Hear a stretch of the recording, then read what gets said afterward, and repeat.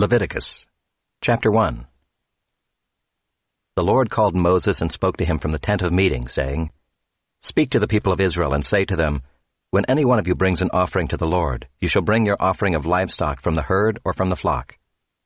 If his offering is a burnt offering from the herd, he shall offer a male without blemish.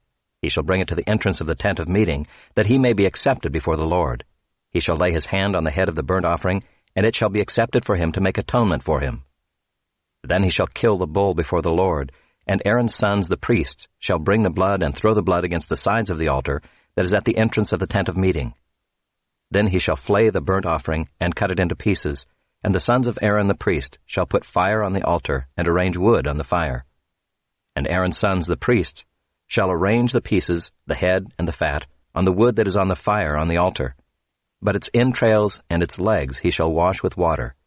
And the priest shall burn all of it on the altar as a burnt offering, a food offering, with a pleasing aroma to the Lord. If his gift for a burnt offering is from the flock, from the sheep or goats, he shall bring a male without blemish. And he shall kill it on the north side of the altar before the Lord, and Aaron's sons the priests shall throw its blood against the sides of the altar.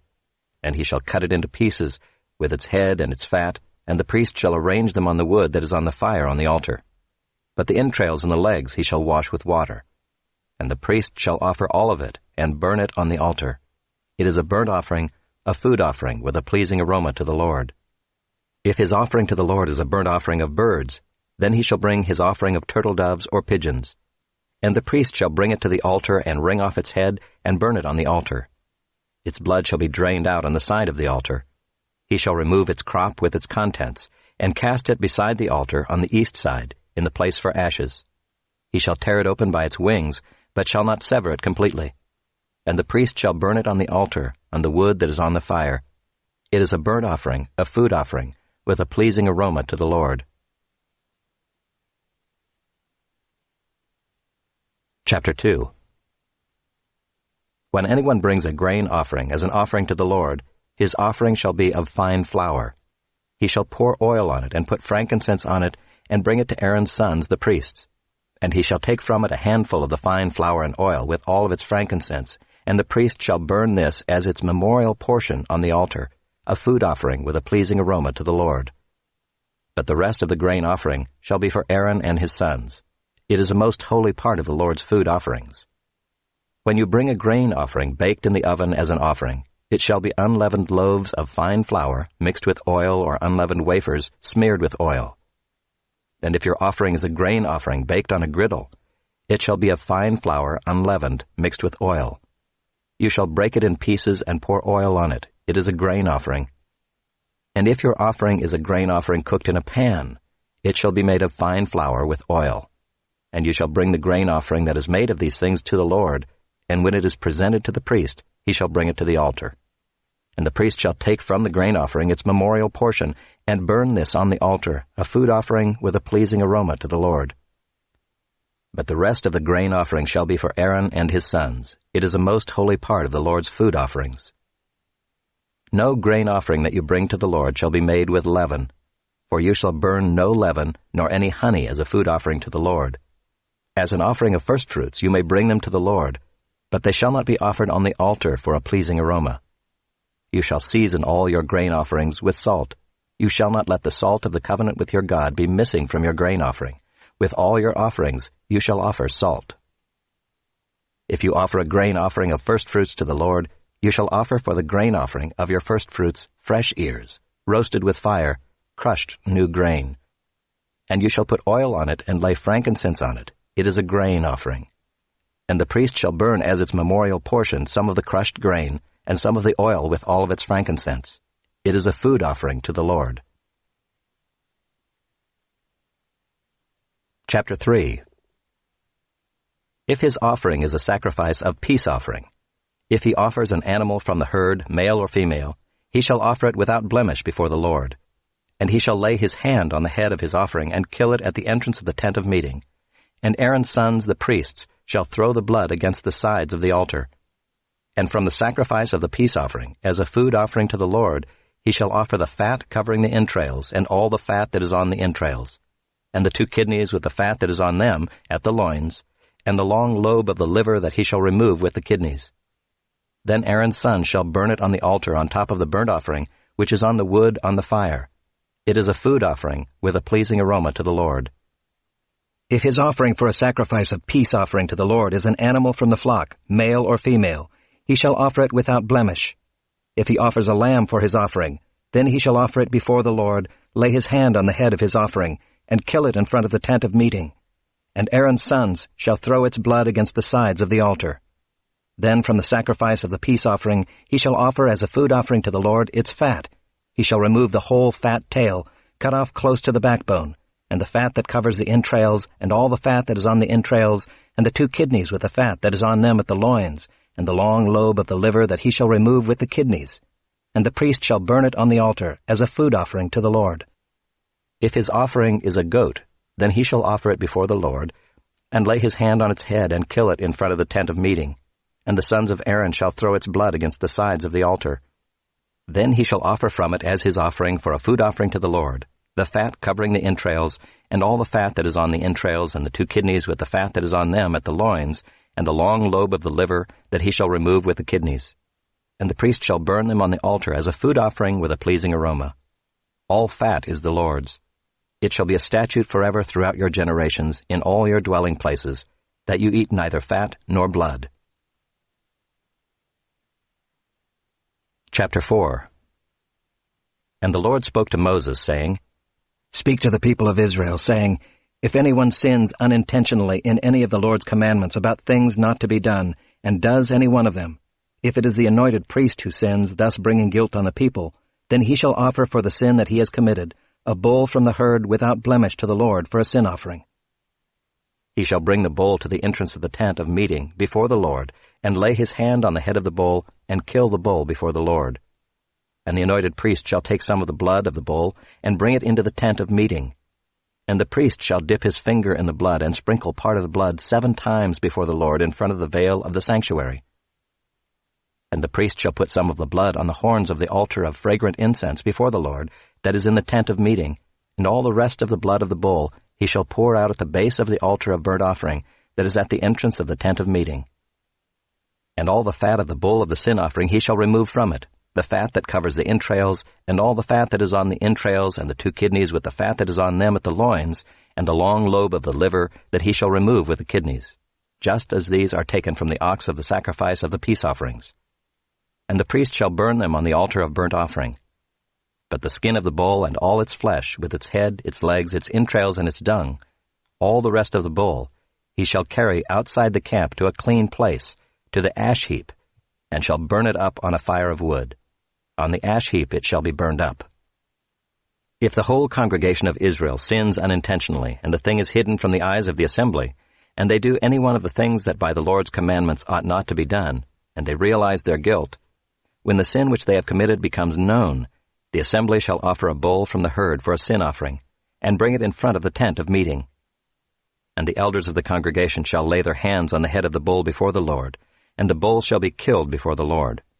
Then the anointed priest shall bring some of the blood of the bull into the tent of meeting, and the priest shall dip his finger in the blood and sprinkle it 7 times before the Lord in front of the veil.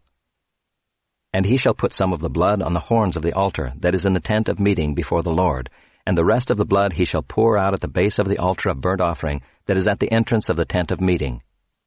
And all its fat he shall take from it and burn on the altar. Thus shall he do with the bull. As he did with the bull of the sin offering, so shall he do with this. And the priest shall make atonement for them, and they shall be forgiven. And he shall carry the bull outside the camp and burn it up as he burned the first bull. It is the sin offering for the assembly.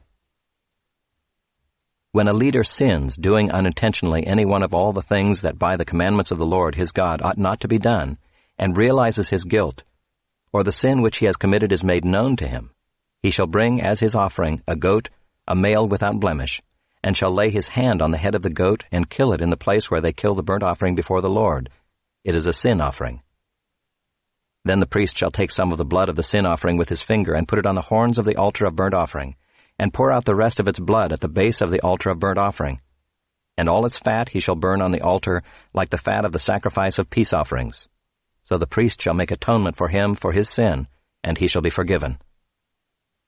If any one of the common people sins unintentionally in doing any one of the things that by the Lord's commandments ought not to be done, and realizes his guilt, or the sin which he has committed is made known to him, he shall bring for his offering a goat, a female without blemish, for his sin which he has committed. And he shall lay his hand on the head of the sin offering, and kill the sin offering in the place of burnt offering. And the priest shall take some of its blood with his finger, and put it on the horns of the altar of burnt offering, and pour out all the rest of its blood at the base of the altar. And all its fat he shall remove, as the fat is removed from the peace offerings. And the priest shall burn it on the altar for a pleasing aroma to the Lord. And the priest shall make atonement for him, and he shall be forgiven. If he brings a lamb as his offering for a sin offering, he shall bring a female without blemish, and lay his hand on the head of the sin offering, and kill it for a sin offering in the place where they kill the burnt offering. Then the priest shall take some of the blood of the sin offering with his finger, and put it on the horns of the altar of burnt offering, and pour out all the rest of its blood at the base of the altar. And all its fat he shall remove, as the fat of the lamb is removed from the sacrifice of peace offerings. And the priest shall burn it on the altar on top of the Lord's food offerings. And the priest shall make atonement for him for the sin which he has committed, and he shall be forgiven. Chapter 5. If anyone sins in that he hears a public adjuration to testify, and though he is a witness, whether he has seen or come to know the matter, yet does not speak, he shall bear his iniquity. Or if anyone touches an unclean thing, whether a carcass of an unclean wild animal, or a carcass of unclean livestock, or a carcass of unclean swarming things, and it is hidden from him, and he has become unclean, and he realizes his guilt. Or if he touches human uncleanness, of whatever sort the uncleanness may be with which one becomes unclean, and it is hidden from him, when he comes to know it and realizes his guilt, or if anyone utters with his lips a rash oath to do evil or to do good, any sort of rash oath that people swear, and it is hidden from him, when he comes to know it, and he realizes his guilt in any of these, when he realizes his guilt in any of these and confesses the sin he has committed, he shall bring to the Lord as his compensation for the sin that he has committed a female from the flock, a lamb or a goat for a sin offering. And the priest shall make atonement for him for his sin. But if he cannot afford a lamb, then he shall bring to the Lord as his compensation for the sin that he has committed 2 turtle doves or 2 pigeons, one for a sin offering and the other for a burnt offering. He shall bring them to the priest, who shall offer first the one for the sin offering. He shall wring its head from its neck, but shall not sever it completely. And he shall sprinkle some of the blood of the sin offering on the side of the altar, while the rest of the blood shall be drained out at the base of the altar. It is a sin offering. Then he shall offer the second for a burnt offering according to the rule. And the priest shall make atonement for him for the sin that he has committed, and he shall be forgiven. But if he cannot afford 2 turtle doves or 2 pigeons, then he shall bring as his offering for the sin that he has committed 1/10 of an ephah of fine flour for a sin offering. He shall put no oil on it, and shall put no frankincense on it, for it is a sin offering. And he shall bring it to the priest, and the priest shall take a handful of it as its memorial portion, and burn this on the altar, on the Lord's food offerings. It is a sin offering. Thus the priest shall make atonement for him for the sin which he has committed in any one of these things, and he shall be forgiven. And the remainder shall be for the priest, as in the grain offering. The Lord spoke to Moses, saying, If anyone commits a breach of faith and sins unintentionally in any of the holy things of the Lord, he shall bring to the Lord as his compensation a ram without blemish out of the flock, valued in silver shekels, according to the shekel of the sanctuary, for a guilt offering. He shall also make restitution for what he has done amiss in the holy thing, and shall add 1/5 to it, and give it to the priest. And the priest shall make atonement for him with the ram of the guilt offering, and he shall be forgiven. If anyone sins doing any of the things that by the Lord's commandments ought not to be done, though he did not know it, then realizes his guilt, he shall bear his iniquity. He shall bring to the priest a ram without blemish out of the flock, or its equivalent for a guilt offering. And the priest shall make atonement for him for the mistake that he made unintentionally, and he shall be forgiven.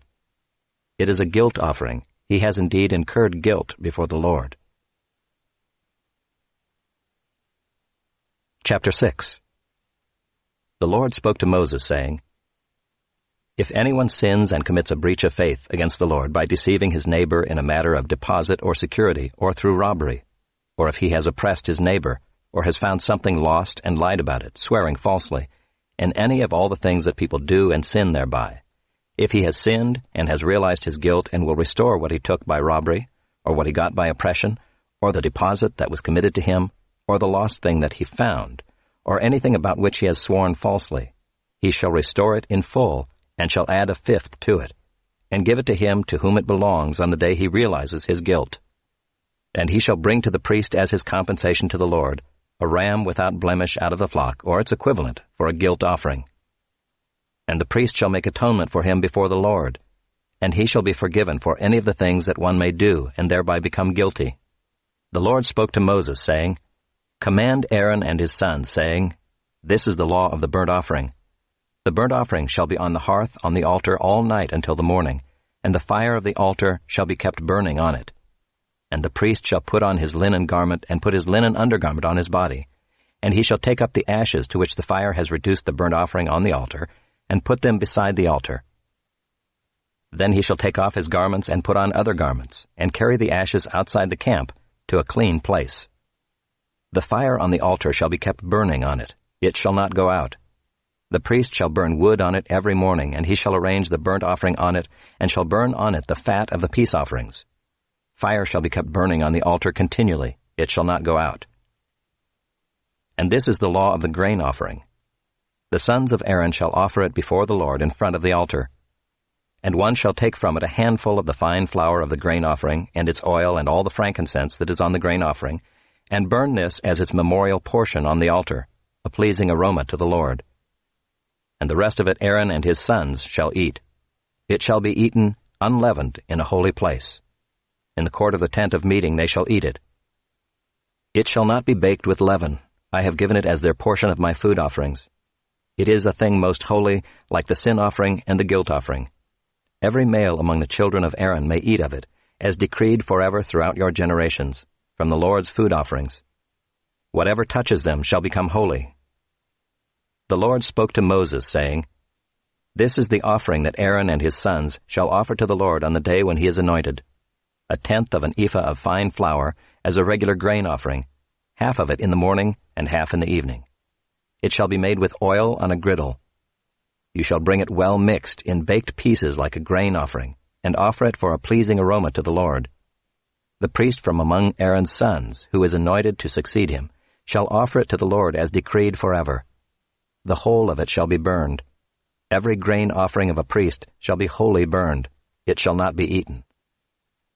The Lord spoke to Moses, saying, Speak to Aaron and his sons, saying, This is the law of the sin offering. In the place where the burnt offering is killed shall the sin offering be killed before the Lord. It is most holy. The priest who offers it for sin shall eat it. In a holy place it shall be eaten, in the court of the tent of meeting. Whatever touches its flesh shall be holy, and when any of its blood is splashed on a garment, you shall wash that on which it was splashed in a holy place. And the earthenware vessel in which it is boiled shall be broken. But if it is boiled in a bronze vessel, that shall be scoured and rinsed in water. Every male among the priests may eat of it. It is most holy. But no sin offering shall be eaten from which any blood is brought into the tent of meeting to make atonement in the holy place. It shall be burned up with fire. Chapter 7. This is the law of the guilt offering. It is most holy. In the place where they kill the burnt offering they shall kill the guilt offering, and its blood shall be thrown against the sides of the altar. And all its fat shall be offered, the fat tail, the fat that covers the entrails, the 2 kidneys with the fat that is on them at the loins, and the long lobe of the liver that he shall remove with the kidneys. The priest shall burn them on the altar as a food offering to the Lord. It is a guilt offering. Every male among the priests may eat of it.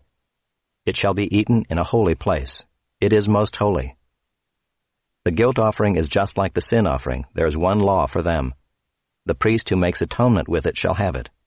And the priest who offers any man's burnt offering shall have for himself the skin of the burnt offering that he has offered. And every grain offering baked in the oven, and all that is prepared on a pan or a griddle, shall belong to the priest who offers it. And every grain offering mixed with oil or dry shall be shared equally among all the sons of Aaron. And this is the law of the sacrifice of peace offerings that one may offer to the Lord. If he offers it for a thanksgiving, then he shall offer with the thanksgiving sacrifice unleavened loaves mixed with oil, unleavened wafers smeared with oil, and loaves of fine flour well mixed with oil. With the sacrifice of his peace offerings for thanksgiving, he shall bring his offering with loaves of leavened bread. And from it he shall offer 1 loaf from each offering as a gift to the Lord. It shall belong to the priest who throws the blood of the peace offerings. And the flesh of the sacrifice of his peace offerings for thanksgiving shall be eaten on the day of his offering. He shall not leave any of it until the morning. But if the sacrifice of his offering is a vow offering or a free will offering, it shall be eaten on the day that he offers his sacrifice, and on the next day what remains of it shall be eaten. But what remains of the flesh of the sacrifice on the 3rd day shall be burned up with fire. If any of the flesh of the sacrifice of his peace offering is eaten on the 3rd day, he who offers it shall not be accepted, neither shall it be credited to him.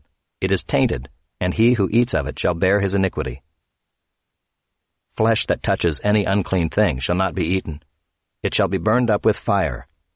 All who are clean may eat flesh, but the person who eats of the flesh of the sacrifice of the Lord's peace offerings, while an uncleanness is on him, that person shall be cut off from his people. And if anyone touches an unclean thing, whether human uncleanness, or an unclean beast, or any unclean detestable creature, and then eats some flesh from the sacrifice of the Lord's peace offerings, that person shall be cut off from his people. The Lord spoke to Moses, saying, Speak to the people of Israel, saying, You shall eat no fat of ox or sheep or goat. The fat of an animal that dies of itself, and the fat of one that is torn by beasts, may be put to any other use, but on no account shall you eat it. For every person who eats of the fat of an animal of which a food offering may be made to the Lord shall be cut off from his people. Moreover, you shall eat no blood whatever, whether of fowl or of animal, in any of your dwelling places. Whoever eats any blood, that person shall be cut off from his people. The Lord spoke to Moses, saying, Speak to the people of Israel, saying, Whoever offers the sacrifice of his peace offerings to the Lord shall bring his offering to the Lord from the sacrifice of his peace offerings. His own hands shall bring the Lord's food offerings. He shall bring the fat with the breast, that the breast may be waved as a wave offering before the Lord. The priest shall burn the fat on the altar, but the breast shall be for Aaron and his sons. And the right thigh you shall give to the priest as a contribution from the sacrifice of your peace offerings. Whoever among the sons of Aaron offers the blood of the peace offerings and the fat shall have the right thigh for a portion. For the breast that is waved and the thigh that is contributed I have taken from the people of Israel out of the sacrifices of their peace offerings, and have given them to Aaron the priest and to his sons as a perpetual due from the people of Israel. This is the portion of Aaron and of his sons from the Lord's food offerings, from the day they were presented to serve as priests of the Lord. The Lord commanded this to be given them by the people of Israel from the day that he anointed them. It is a perpetual due throughout their generations. This is the law of the burnt offering, of the grain offering, of the sin offering, of the guilt offering, of the ordination offering, and of the peace offering, which the Lord commanded Moses on Mount Sinai, on the day that he commanded the people of Israel to bring their offerings to the Lord in the wilderness of Sinai.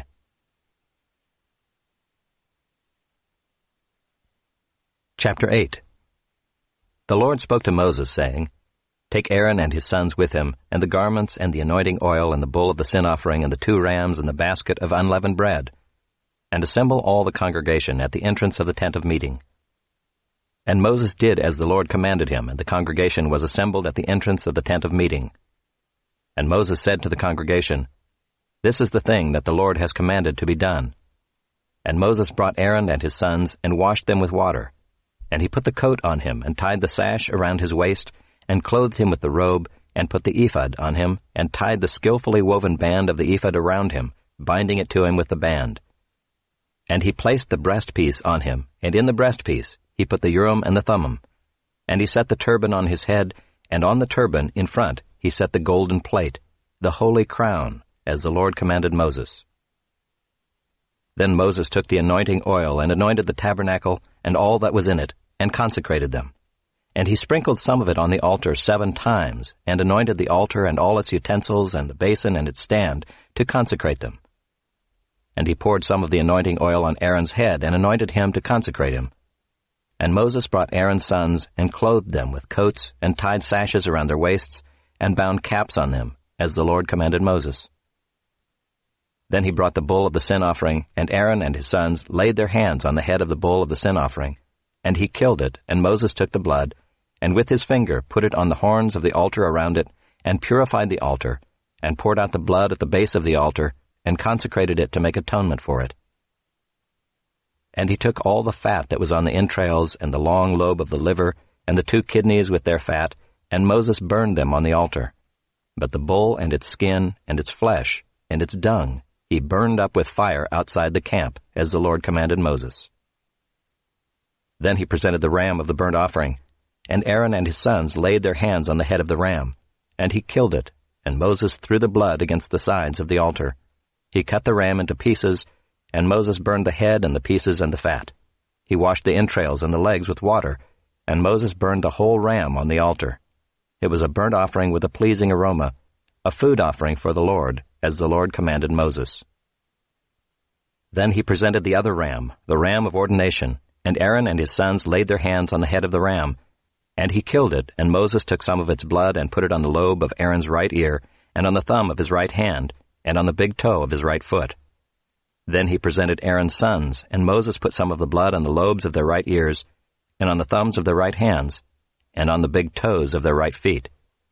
And Moses threw the blood against the sides of the altar. Then he took the fat, and the fat tail, and all the fat that was on the entrails, and the long lobe of the liver, and the 2 kidneys with their fat, and the right thigh. And out of the basket of unleavened bread that was before the Lord, he took 1 unleavened loaf, and 1 loaf of bread with oil, and 1 wafer, and placed them on the pieces of fat, and on the right thigh. And he put all these in the hands of Aaron and in the hands of his sons, and waved them as a wave offering before the Lord. Then Moses took them from their hands, and burned them on the altar with the burnt offering. This was an ordination offering with a pleasing aroma, a food offering to the Lord. And Moses took the breast and waved it for a wave offering before the Lord. It was Moses' portion of the ram of ordination, as the Lord commanded Moses. Then Moses took some of the anointing oil and of the blood that was on the altar, and sprinkled it on Aaron and his garments, and also on his sons and his sons' garments. So he consecrated Aaron and his garments, and his sons' garments with him. And Moses said to Aaron and his sons, "Boil the flesh at the entrance of the tent of meeting, and there eat it in the bread that is in the basket of ordination offerings, as I commanded, saying, Aaron and his sons shall eat it. And what remains of the flesh and the bread you shall burn up with fire. And you shall not go outside the entrance of the tent of meeting for 7 days, until the days of your ordination are completed, for it will take 7 days to ordain you. As has been done today, the Lord has commanded to be done to make atonement for you. At the entrance of the tent of meeting you shall remain day and night for 7 days, performing what the Lord has charged, so that you do not die, for so I have been commanded." And Aaron and his sons did all the things that the Lord commanded by Moses.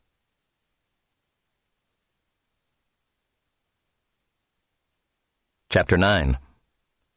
On the 8th day Moses called Aaron and his sons and the elders of Israel, and he said to Aaron, "Take for yourself a bull calf for a sin offering, and a ram for a burnt offering, both without blemish, and offer them before the Lord.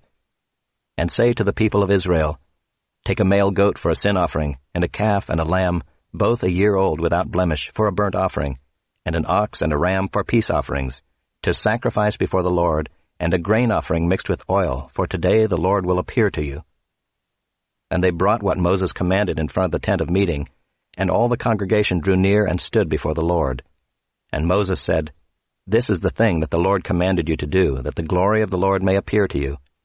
Then Moses said to Aaron, "Draw near to the altar and offer your sin offering and your burnt offering, and make atonement for yourself and for the people, and bring the offering of the people and make atonement for them, as the Lord has commanded." So Aaron drew near to the altar and killed the calf of the sin offering, which was for himself. And the sons of Aaron presented the blood to him, and he dipped his finger in the blood and put it on the horns of the altar, and poured out the blood at the base of the altar. But the fat and the kidneys and the long lobe of the liver from the sin offering he burned on the altar, as the Lord commanded Moses. The flesh and the skin he burned up with fire outside the camp. Then he killed the burnt offering, and Aaron's sons handed him the blood, and he threw it against the sides of the altar. And they handed the burnt offering to him piece by piece, and the head, and he burned them on the altar. And he washed the entrails and the legs, and burned them with the burnt offering on the altar. Then he presented the people's offering, and took the goat of the sin offering that was for the people, and killed it, and offered it as a sin offering like the first one. And he presented the burnt offering and offered it according to the rule. And he presented the grain offering, took a handful of it, and burned it on the altar besides the burnt offering of the morning. Then he killed the ox and the ram, the sacrifice of peace offerings for the people. And Aaron's sons handed him the blood, and he threw it against the sides of the altar.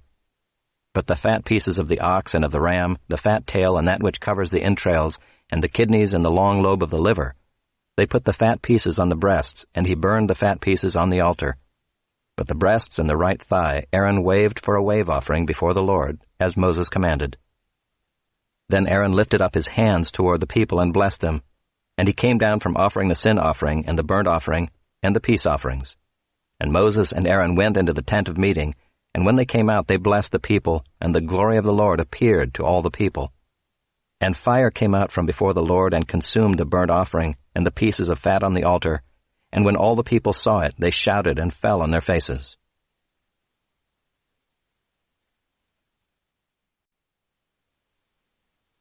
Chapter 10. Now Nadab and Abihu, the sons of Aaron, each took his censer and put fire in it, and laid incense on it, and offered unauthorized fire before the Lord, which he had not commanded them. And fire came out from before the Lord and consumed them, and they died before the Lord. Then Moses said to Aaron, "This is what the Lord has said. Among those who are near me I will be sanctified, and before all the people I will be glorified." And Aaron held his peace. And Moses called Mishael and Elzaphan, the sons of Uzziel, the uncle of Aaron, and said to them, "Come near, carry your brothers away from the front of the sanctuary and out of the camp." So they came near and carried them in their coats out of the camp, as Moses had said. And Moses said to Aaron and to Eleazar and Ithamar his sons, "Do not let the hair of your heads hang loose, and do not tear your clothes, lest you die, and wrath come upon all the congregation. But let your brothers, the whole house of Israel, bewail the burning that the Lord has kindled. And do not go outside the entrance of the tent of meeting, lest you die, for the anointing oil of the Lord is upon you." And they did according to the word of Moses. And the Lord spoke to Aaron, saying, "Drink no wine or strong drink, you or your sons with you, when you go into the tent of meeting, lest you die. It shall be a statute forever throughout your generations. You are to distinguish between the holy and the common, and between the unclean and the clean. And you are to teach the people of Israel all the statutes that the Lord has spoken to them by Moses."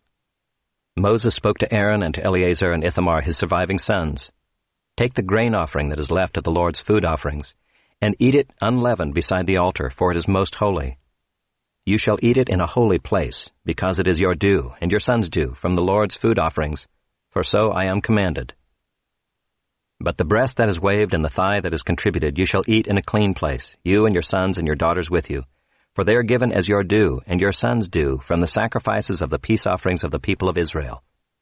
The thigh that is contributed and the breast that is waved they shall bring with the food offerings of the fat pieces, to wave for a wave offering before the Lord.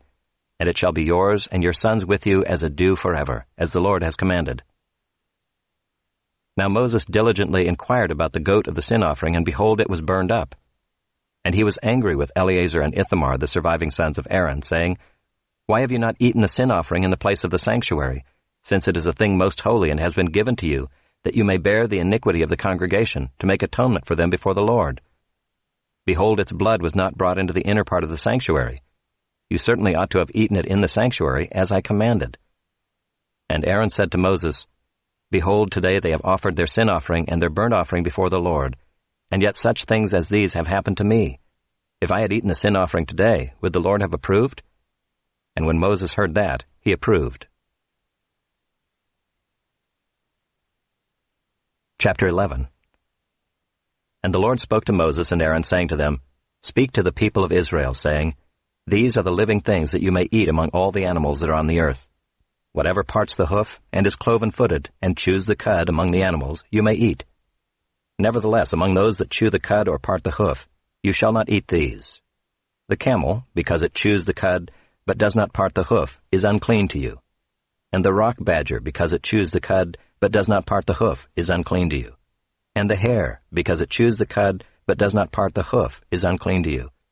And the pig, because it parts the hoof, and is cloven-footed, but does not chew the cud, is unclean to you. You shall not eat any of their flesh, and you shall not touch their carcasses, they are unclean to you. These you may eat of all that are in the waters. Everything in the waters that has fins and scales, whether in the seas or in the rivers, you may eat. But anything in the seas or the rivers that does not have fins and scales, of the swarming creatures in the waters, and of the living creatures that are in the waters, is detestable to you. You shall regard them as detestable. You shall not eat any of their flesh, and you shall detest their carcasses. Everything in the waters that does not have fins and scales is detestable to you. And these you shall detest among the birds. They shall not be eaten, they are detestable: the eagle, the bearded vulture, the black vulture, the kite, the falcon of any kind, every raven of any kind, the ostrich, the nighthawk, the seagull, the hawk of any kind, the little owl, the cormorant, the short-eared owl, the barn owl, the tawny owl, the carrion vulture, the stork, the heron of any kind, the hoopoe and the bat. All winged insects that go on all fours are detestable to you. Yet among the winged insects that go on all fours you may eat those that have jointed legs above their feet, with which to hop on the ground. Of them you may eat the locust of any kind, the bald locust of any kind, the cricket of any kind, and the grasshopper of any kind. But all other winged insects that have 4 feet are detestable to you. And by these you shall become unclean. Whoever touches their carcass shall be unclean until the evening, and whoever carries any part of their carcass shall wash his clothes and be unclean until the evening. Every animal that parts the hoof, but is not cloven-footed, or does not chew the cud, is unclean to you. Everyone who touches them shall be unclean. And all that walk on their paws among the animals that go on all fours are unclean to you. Whoever touches their carcass shall be unclean until the evening, and he who carries their carcass shall wash his clothes and be unclean until the evening. They are unclean to you. And these are unclean to you among the swarming things that swarm on the ground: the mole rat, the mouse, the great lizard of any kind, the gecko, the monitor lizard, the sand lizard, and the chameleon. These are unclean to you among all that swarm. Whoever touches them when they are dead shall be unclean until the evening.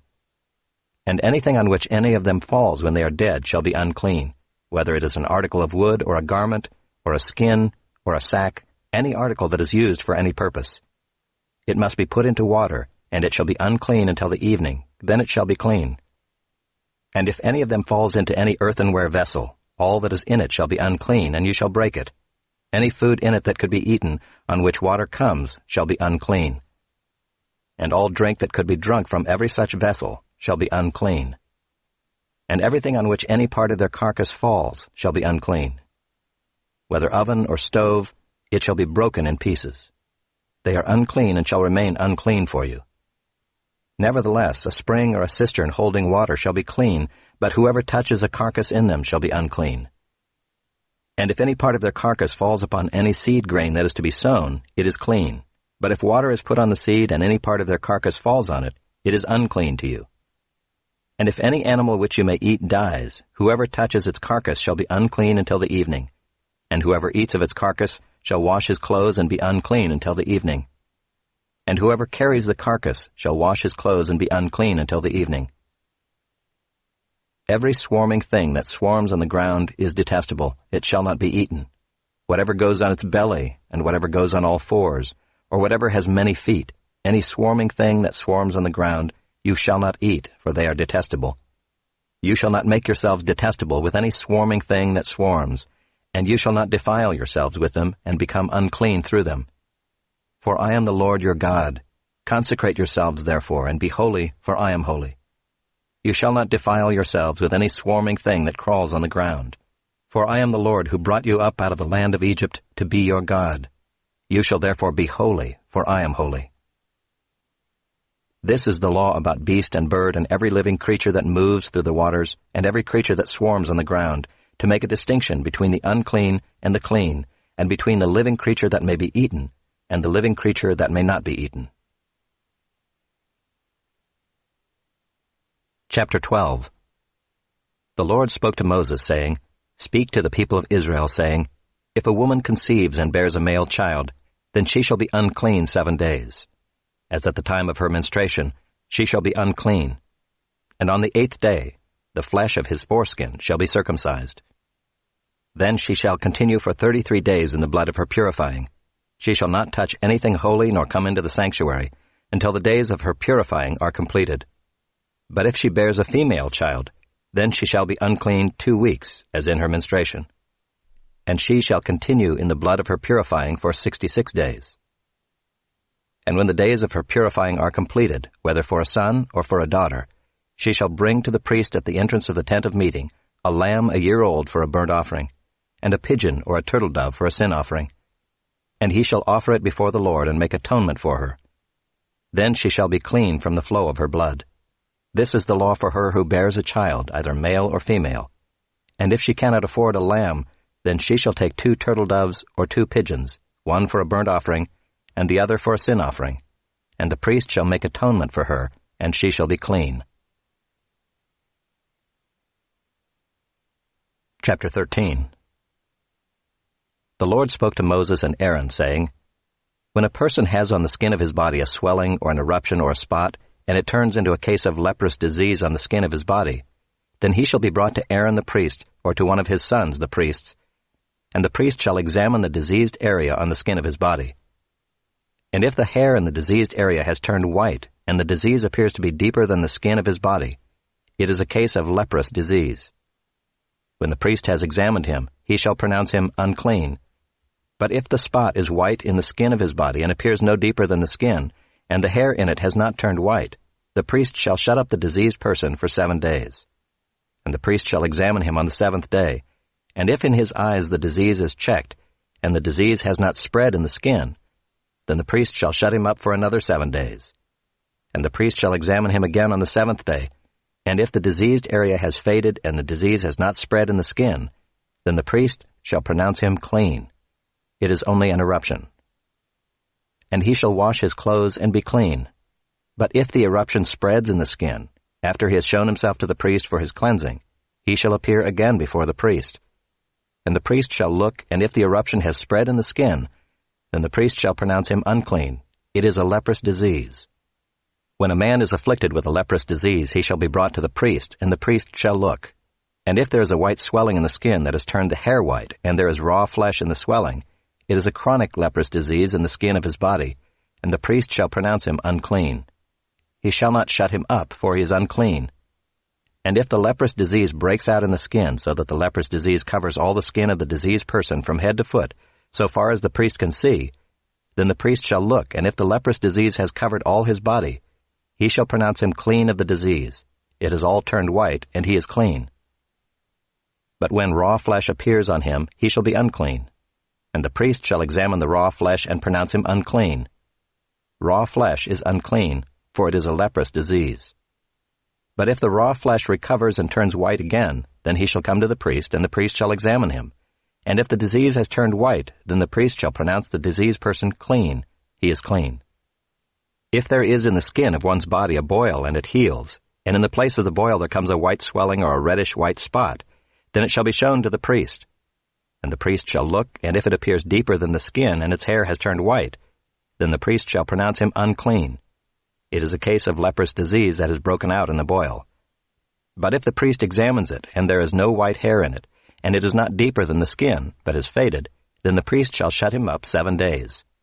And if it spreads in the skin, then the priest shall pronounce him unclean. It is a disease. But if the spot remains in one place and does not spread, it is the scar of the boil, and the priest shall pronounce him clean. Or when the body has a burn on its skin, and the raw flesh of the burn becomes a spot, reddish-white or white, the priest shall examine it, and if the hair in the spot has turned white, and it appears deeper than the skin, then it is a leprous disease. It has broken out in the burn, and the priest shall pronounce him unclean. It is a case of leprous disease. But if the priest examines it, and there is no white hair in the spot, and it is no deeper than the skin, but has faded, the priest shall shut him up 7 days, and the priest shall examine him the 7th day. If it is spreading in the skin, then the priest shall pronounce him unclean. It is a case of leprous disease. But if the spot remains in one place and does not spread in the skin, but has faded, it is a swelling from the burn, and the priest shall pronounce him clean, for it is the scar of the burn. When a man or woman has a disease on the head or the beard, the priest shall examine the disease. And if it appears deeper than the skin, and the hair in it is yellow and thin, then the priest shall pronounce him unclean. It is an itch, a leprous disease of the head or the beard. And if the priest examines the itching disease and it appears no deeper than the skin and there is no black hair in it, Then the priest shall shut up the person with the itching disease for 7 days. And on the 7th day the priest shall examine the disease. If the itch has not spread, and there is in it no yellow hair, and the itch appears to be no deeper than the skin, then he shall shave himself, but the itch he shall not shave. And the priest shall shut up the person with the itching disease for another 7 days.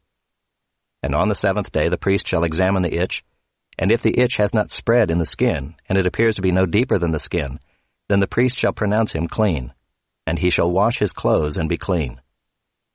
But if the itch spreads in the skin after his cleansing, then the priest shall examine him, and if the itch has spread in the skin, the priest need not seek for the yellow hair, he is unclean. But if in his eyes the itch is unchanged, and black hair has grown in it, the itch is healed, and he is clean, and the priest shall pronounce him clean. When a man or a woman has spots on the skin of the body, white spots, the priest shall look, and if the spots on the skin of the body are of a dull white, it is leukoderma that is broken out in the skin. He is clean. If a man's hair falls out from his head, he is bald. He is clean. And if a man's hair falls out from his forehead, he has baldness of the forehead. He is clean. But if there is on the bald head or the bald forehead a reddish-white diseased area, it is a leprous disease breaking out on his bald head or his bald forehead. Then the priest shall examine him, and if the diseased swelling is reddish-white on his bald head or on his bald forehead, like the appearance of leprous disease in the skin of the body, he is a leprous man, he is unclean. The priest must pronounce him unclean, his disease is on his head. The leprous person who has the disease shall wear torn clothes and let the hair of his head hang loose, and he shall cover his upper lip and cry out, "Unclean, unclean." He shall remain unclean as long as he has the disease. He is unclean. He shall live alone. His dwelling shall be outside the camp. When there is a case of leprous disease in a garment, whether a woolen or a linen garment, in warp or woof of linen or wool, or in a skin or in anything made of skin, if the disease is greenish or reddish in the garment, or in the skin or in the warp or the woof or in any article made of skin, it is a case of leprous disease, and it shall be shown to the priest. And the priest shall examine the disease and shut up that which has the disease for 7 days. Then he shall examine the disease on the 7th day.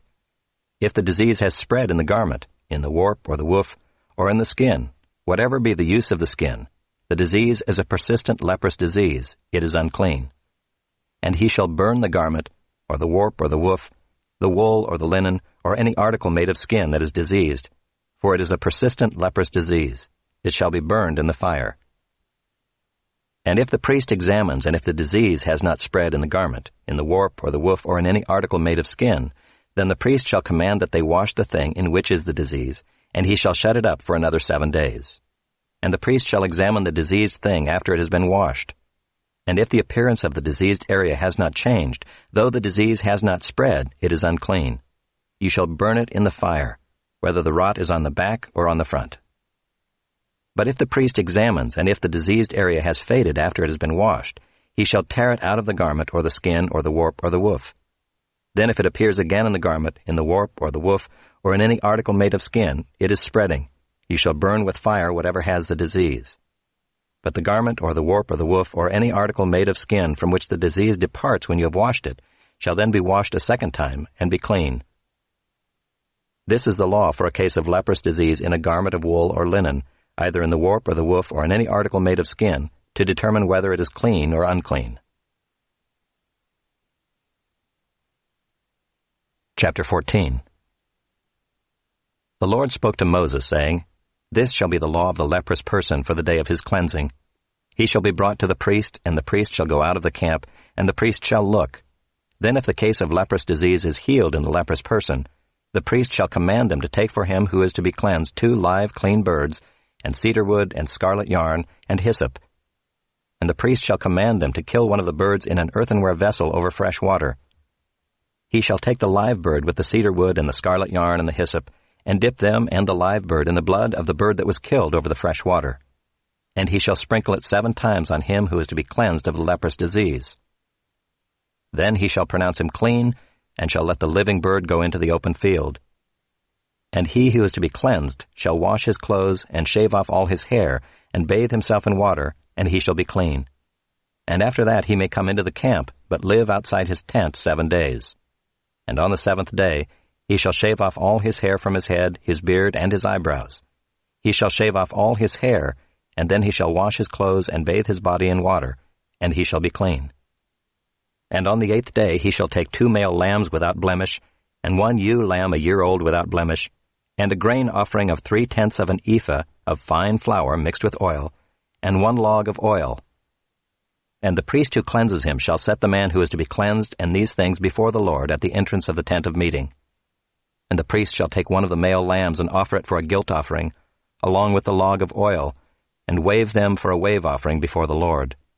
And he shall kill the lamb in the place where they kill the sin offering and the burnt offering, in the place of the sanctuary.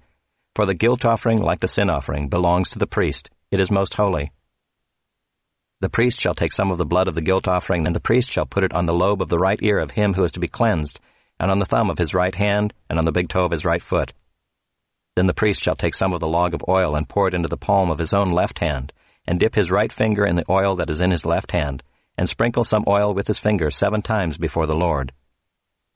And some of the oil that remains in his hand the priest shall put on the lobe of the right ear of him who is to be cleansed, and on the thumb of his right hand, and on the big toe of his right foot, on top of the blood of the guilt offering. And the rest of the oil that is in the priest's hand he shall put on the head of him who is to be cleansed. Then the priest shall make atonement for him before the Lord. The priest shall offer the sin offering to make atonement for him who is to be cleansed from his uncleanness. And afterward he shall kill the burnt offering, and the priest shall offer the burnt offering and the grain offering on the altar. Thus the priest shall make atonement for him, and he shall be clean. But if he is poor and cannot afford so much, then he shall take 1 male lamb for a guilt offering to be waved, to make atonement for him, and 1/10 of an ephah of fine flour mixed with oil for a grain offering, and a log of oil, also 2 turtle doves or 2 pigeons, whichever he can afford. The one shall be a sin offering, and the other a burnt offering. And on the 8th day he shall bring them for his cleansing to the priest, to the entrance of the tent of meeting before the Lord. And the priest shall take the lamb of the guilt offering and the log of oil, and the priest shall wave them for a wave offering before the Lord. And he shall kill the lamb of the guilt offering. And the priest shall take some of the blood of the guilt offering and put it on the lobe of the right ear of him who is to be cleansed, and on the thumb of his right hand, and on the big toe of his right foot. And the priest shall pour some of the oil into the palm of his own left hand, and shall sprinkle with his right finger some of the oil that is in his left hand 7 times before the Lord. And the priest shall put some of the oil that is in his hand on the lobe of the right ear of him who is to be cleansed, and on the thumb of his right hand, and on the big toe of his right foot, in the place where the blood of the guilt offering was put. And the rest of the oil that is in the priest's hand he shall put on the head of him who is to be cleansed, to make atonement for him before the Lord. And he shall offer of the turtle doves or pigeons, whichever he can afford, 1 for a sin offering, and the other for a burnt offering, along with a grain offering. And the priest shall make atonement before the Lord for him who is being cleansed. This is the law for him in whom is a case of leprous disease, who cannot afford the offerings for his cleansing. The Lord spoke to Moses and Aaron, saying, When you come into the land of Canaan, which I give you for a possession, and I put a case of leprous disease in a house in the land of your possession, then he who owns the house shall come and tell the priest, There seems to be some case of disease in my house. Then the priest shall command that they empty the house before the priest goes to examine the disease, lest all that is in the house be declared unclean.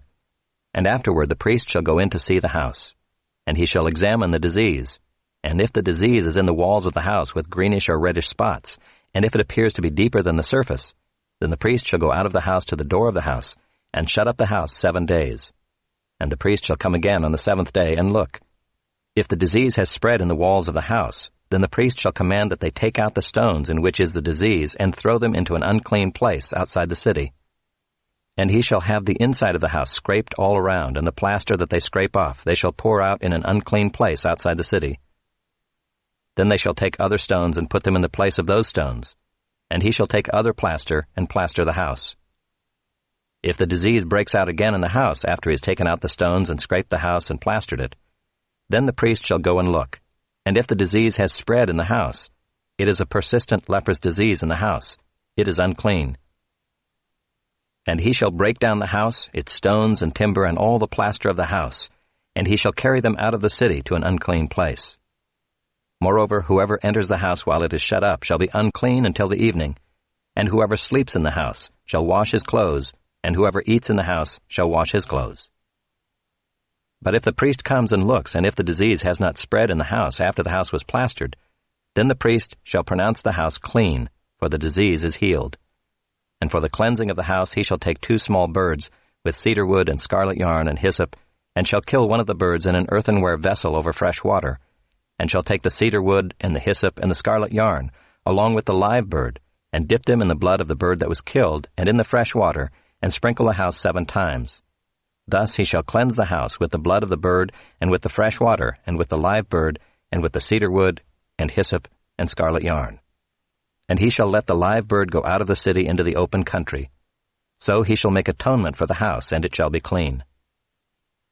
This is the law for any case of leprous disease, for an itch, for leprous disease in a garment or in a house, and for a swelling or an eruption or a spot, to show when it is unclean and when it is clean. This is the law for leprous disease.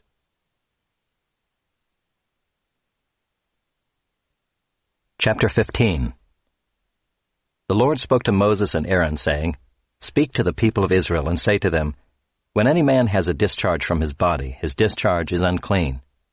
And this is the law of his uncleanness for a discharge, whether his body runs with his discharge, or his body is blocked up by his discharge, it is his uncleanness. Every bed on which the one with the discharge lies shall be unclean, and everything on which he sits shall be unclean. And anyone who touches his bed shall wash his clothes and bathe himself in water, and be unclean until the evening. And whoever sits on anything on which the one with the discharge has sat shall wash his clothes and bathe himself in water, and be unclean until the evening. And whoever touches the body of the one with the discharge shall wash his clothes and bathe himself in water, and be unclean until the evening. And if the one with the discharge spits on someone who is clean, then he shall wash his clothes and bathe himself in water, and be unclean until the evening. And any saddle on which the one with the discharge rides shall be unclean. And whoever touches anything that was under him shall be unclean until the evening. And whoever carries such things shall wash his clothes and bathe himself in water, and be unclean until the evening. Anyone whom the one with the discharge touches without having rinsed his hands in water shall wash his clothes and bathe himself in water, and be unclean until the evening. And an earthenware vessel that the one with the discharge touches shall be broken, and every vessel of wood shall be rinsed in water. And when the one with the discharge is cleansed of his discharge, then he shall count for himself 7 days for his cleansing, and wash his clothes.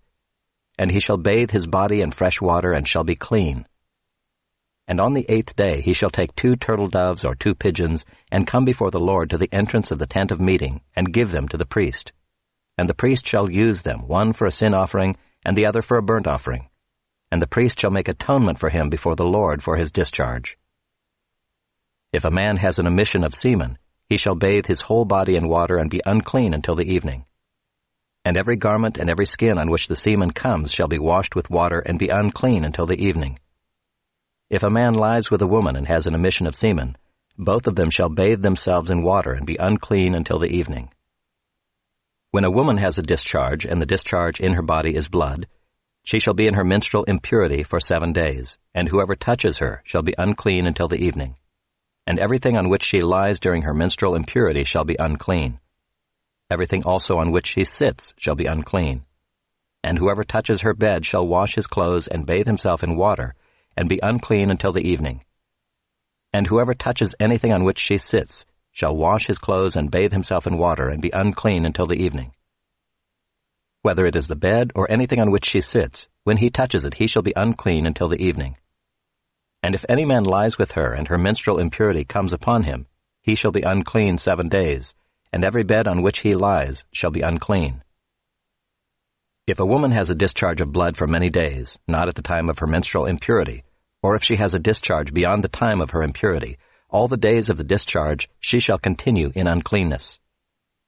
As in the days of her impurity, she shall be unclean. Every bed on which she lies all the days of her discharge shall be to her as the bed of her impurity, and everything on which she sits shall be unclean, as in the uncleanness of her menstrual impurity. And whoever touches these things shall be unclean, and shall wash his clothes and bathe himself in water, and be unclean until the evening. But if she is cleansed of her discharge, she shall count for herself 7 days, and after that she shall be clean. And on the 8th day she shall take 2 turtle doves or 2 pigeons, and bring them to the priest, to the entrance of the tent of meeting. And and the priest shall use one for a sin offering and the other for a burnt offering. And the priest shall make atonement for her before the Lord for her unclean discharge. Thus you shall keep the people of Israel separate from their uncleanness, lest they die in their uncleanness by defiling my tabernacle that is in their midst. This is the law for him who has a discharge, and for him who has an emission of semen, becoming unclean thereby. Also for her who is unwell with her menstrual impurity, that is, for anyone, male or female, who has a discharge, and for the man who lies with a woman who is unclean. Chapter 16. The Lord spoke to Moses after the death of the two sons of Aaron, when they drew near before the Lord and died. And the Lord said to Moses, Tell Aaron your brother not to come at any time into the holy place inside the veil, before the mercy seat that is on the ark, so that he may not die. For I will appear in the cloud over the mercy seat. But in this way Aaron shall come into the holy place, with a bull from the herd for a sin offering, and a ram for a burnt offering. He shall put on the holy linen coat, and shall have the linen undergarment on his body, and he shall tie the linen sash around his waist, and wear the linen turban. These are the holy garments. He shall bathe his body in water, and then put them on. And he shall take from the congregation of the people of Israel 2 male goats for a sin offering, and 1 ram for a burnt offering. Aaron shall offer the bull as a sin offering for himself, and shall make atonement for himself and for his house. Then he shall take the 2 goats and set them before the Lord at the entrance of the tent of meeting. And Aaron shall cast lots over the 2 goats, 1 lot for the Lord, and the other lot for Azazel. And Aaron shall present the goat on which the lot fell for the Lord, and use it as a sin offering, but the goat on which the lot fell for Azazel shall be presented alive before the Lord, to make atonement over it, that it may be sent away into the wilderness to Azazel. Aaron shall present the bull as a sin offering for himself, and shall make atonement for himself and for his house. He shall kill the bull as a sin offering for himself, and he shall take a censer full of coals of fire from the altar before the Lord, and 2 handfuls of sweet incense beaten small, and he shall bring it inside the veil, and put the incense on the fire before the Lord, that the cloud of the incense may cover the mercy seat that is over the testimony, so that he does not die. And he shall take some of the blood of the bull and sprinkle it with his finger on the front of the mercy seat on the east side, and in front of the mercy seat he shall sprinkle some of the blood with his finger 7 times. Then he shall kill the goat of the sin offering that is for the people, and bring its blood inside the veil, and do with its blood as he did with the blood of the bull, sprinkling it over the mercy seat and in front of the mercy seat. Thus he shall make atonement for the holy place, because of the uncleannesses of the people of Israel, and because of their transgressions, all their sins. And so he shall do for the tent of meeting, which dwells with them in the midst of their uncleannesses. No one may be in the tent of meeting from the time he enters to make atonement in the holy place, until he comes out and has made atonement for himself, and for his house, and for all the assembly of Israel. Then he shall go out to the altar that is before the Lord, and make atonement for it, and shall take some of the blood of the bull, and some of the blood of the goat, and put it on the horns of the altar all around. And he shall sprinkle some of the blood on it with his finger 7 times, and cleanse it and consecrate it from the uncleannesses of the people of Israel. And when he has made an end of atoning for the holy place and the tent of meeting and the altar, he shall present the live goat. And Aaron shall lay both his hands on the head of the live goat, and confess over it all the iniquities of the people of Israel, and all their transgressions, all their sins. And he shall put them on the head of the goat, and send it away into the wilderness by the hand of a man who is in readiness. The goat shall bear all their iniquities on itself to a remote area, and he shall let the goat go free in the wilderness. Then Aaron shall come into the tent of meeting, and shall take off the linen garments that he put on when he went into the holy place, and shall leave them there. And he shall bathe his body in water in a holy place, and put on his garments, and come out and offer his burnt offering and the burnt offering of the people, and make atonement for himself and for the people. And the fat of the sin offering he shall burn on the altar. And he who lets the goat go to Azazel shall wash his clothes and bathe his body in water, and afterward he may come into the camp. And the bull for the sin offering and the goat for the sin offering, whose blood was brought in to make atonement in the holy place, shall be carried outside the camp. Their skin and their flesh and their dung shall be burned up with fire. And he who burns them shall wash his clothes and bathe his body in water, and afterward he may come into the camp. And it shall be a statute to you forever, that in the 7th month, on the 10th day of the month, you shall afflict yourselves, and shall do no work, either the native or the stranger who sojourns among you. For on this day shall atonement be made for you to cleanse you. You shall be clean before the Lord from all your sins. It is a Sabbath of solemn rest to you, and you shall afflict yourselves. It is a statute forever. And the priest who is anointed and consecrated as priest in his father's place shall make atonement, wearing the holy linen garments. He shall make atonement for the holy sanctuary, and he shall make atonement for the tent of meeting and for the altar, and he shall make atonement for the priests and for all the people of the assembly. And this shall be a statute forever for you, that atonement may be made for the people of Israel once in the year because of all their sins. And Aaron did as the Lord commanded Moses. Chapter 17. And the Lord spoke to Moses, saying, Speak to Aaron and his sons and to all the people of Israel, and say to them, This is the thing that the Lord has commanded. If any one of the house of Israel kills an ox or a lamb or a goat in the camp, or kills it outside the camp, and does not bring it to the entrance of the tent of meeting to offer it as a gift to the Lord in front of the tabernacle of the Lord, blood guilt shall be imputed to that man. He has shed blood, and that man shall be cut off from among his people. This is to the end that the people of Israel may bring their sacrifices that they sacrifice in the open field, that they may bring them to the Lord, to the priest at the entrance of the tent of meeting, and sacrifice them as sacrifices of peace offerings to the Lord. And the priest shall throw the blood on the altar of the Lord at the entrance of the tent of meeting, and burn the fat for a pleasing aroma to the Lord. So they shall no more sacrifice their sacrifices to goat demons, after whom they whore. This shall be a statute forever for them throughout their generations. And you shall say to them, Any one of the house of Israel or of the strangers who sojourn among them, who offers a burnt offering or sacrifice and does not bring it to the entrance of the tent of meeting to offer it to the Lord, that man shall be cut off from his people. If any one of the house of Israel or of the strangers who sojourn among them eats any blood, I will set my face against that person who eats blood and will cut him off from among his people. For the life of the flesh is in the blood, and I have given it for you on the altar to make atonement for your souls, for it is the blood that makes atonement by the life. Therefore I have said to the people of Israel, No person among you shall eat blood, neither shall any stranger who sojourns among you eat blood. Anyone also of the people of Israel, or of the strangers who sojourn among them, who takes in hunting any beast or bird that may be eaten, shall pour out its blood and cover it with earth. For the life of every creature is its blood. Its blood is its life. Therefore I have said to the people of Israel, You shall not eat the blood of any creature, for the life of every creature is its blood. Whoever eats it shall be cut off, and every person who eats what dies of itself or what is torn by beasts, whether he is a native or a sojourner, shall wash his clothes and bathe himself in water, and be unclean until the evening. Then he shall be clean. But if he does not wash them or bathe his flesh, he shall bear his iniquity. Chapter 18. And the Lord spoke to Moses, saying, Speak to the people of Israel, and say to them, I am the Lord your God. You shall not do as they do in the land of Egypt where you lived, and you shall not do as they do in the land of Canaan, to which I am bringing you. You shall not walk in their statutes. You shall follow my rules, and keep my statutes, and walk in them. I am the Lord your God. You shall therefore keep my statutes and my rules. If a person does them, he shall live by them. I am the Lord. None of you shall approach any one of his close relatives to uncover nakedness. I am the Lord. You shall not uncover the nakedness of your father, which is the nakedness of your mother. She is your mother. You shall not uncover her nakedness.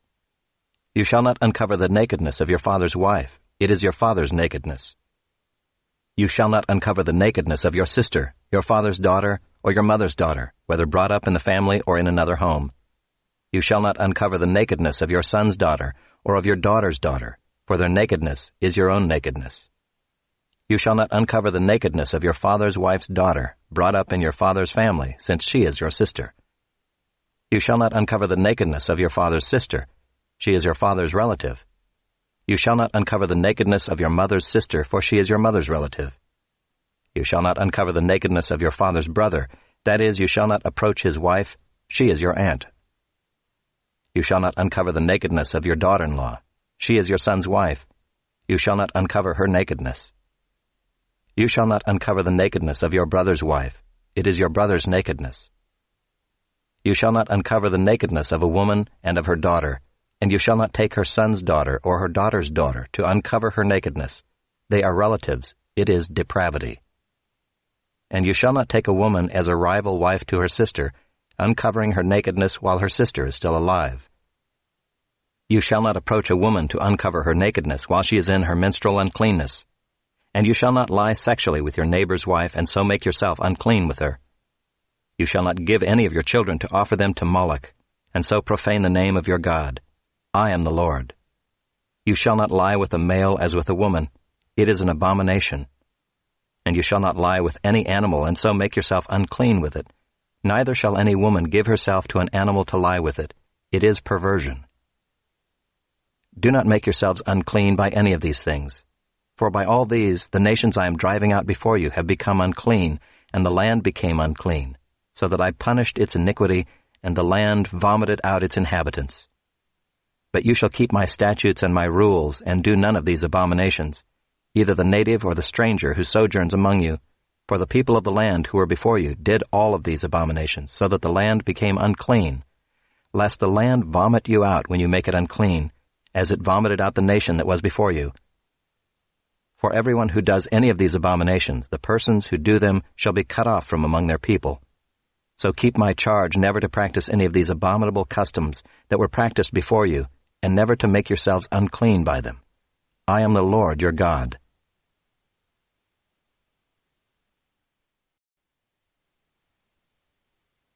Chapter 19.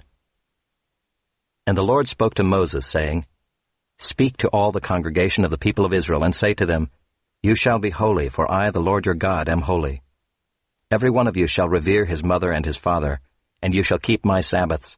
I am the Lord your God. Do not turn to idols or make for yourselves any gods of cast metal. I am the Lord your God. When you offer a sacrifice of peace offerings to the Lord, you shall offer it so that you may be accepted. It shall be eaten the same day you offer it, or on the day after, and anything left over until the third day shall be burned up with fire.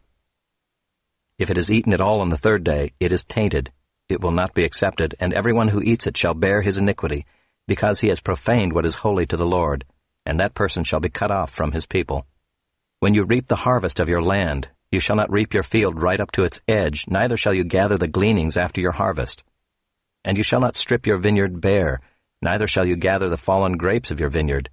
You shall leave them for the poor and for the sojourner. I am the Lord your God. You shall not steal. You shall not deal falsely. You shall not lie to one another. You shall not swear by my name falsely, and so profane the name of your God. I am the Lord.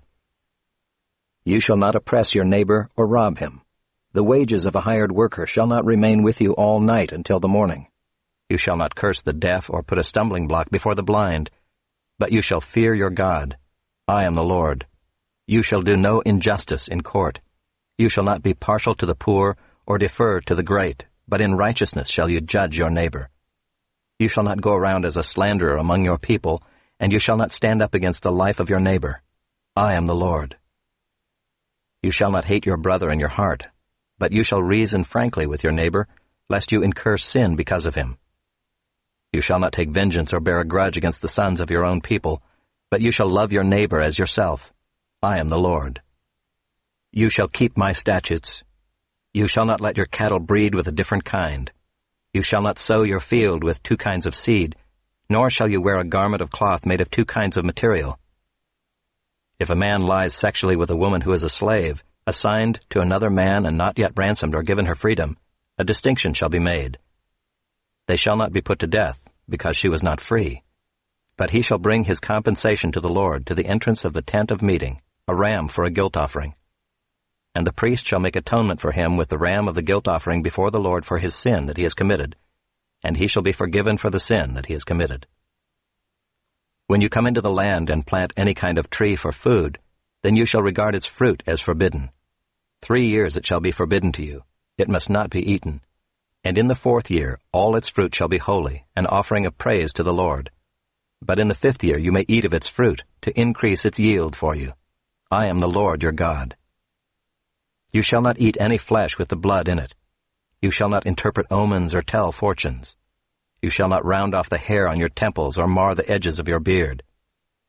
You shall not make any cuts on your body for the dead or tattoo yourselves. I am the Lord.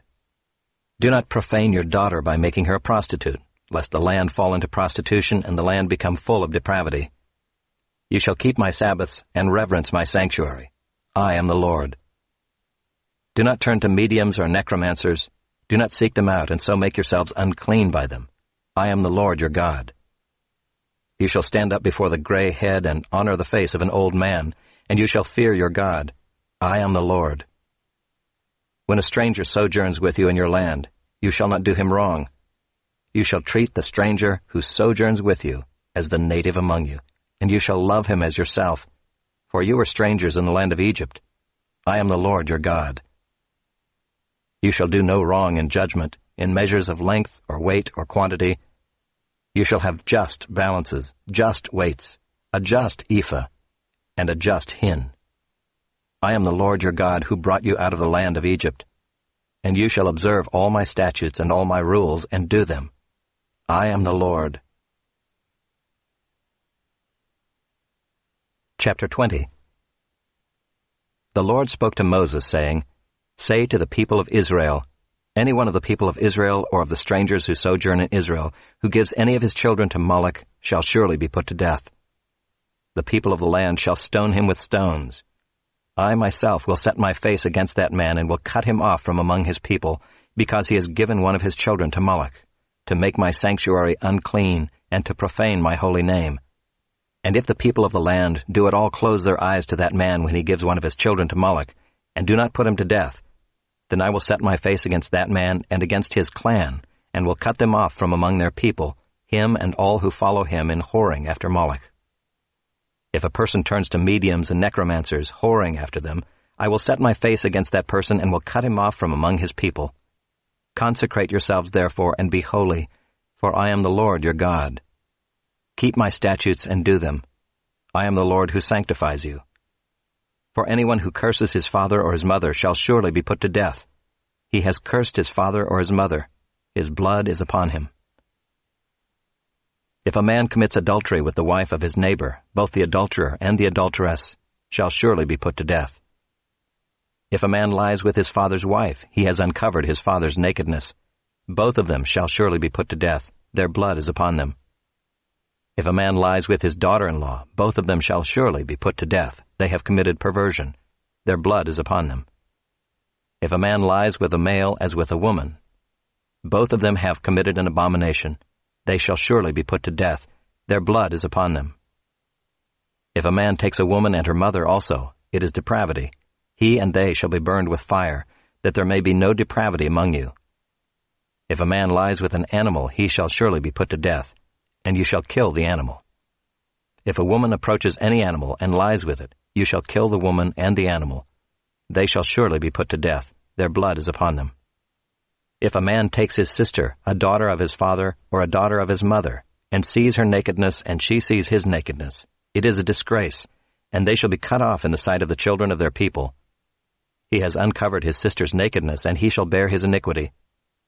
If a man lies with a woman during her menstrual period, and uncovers her nakedness, he has made naked her fountain, and she has uncovered the fountain of her blood.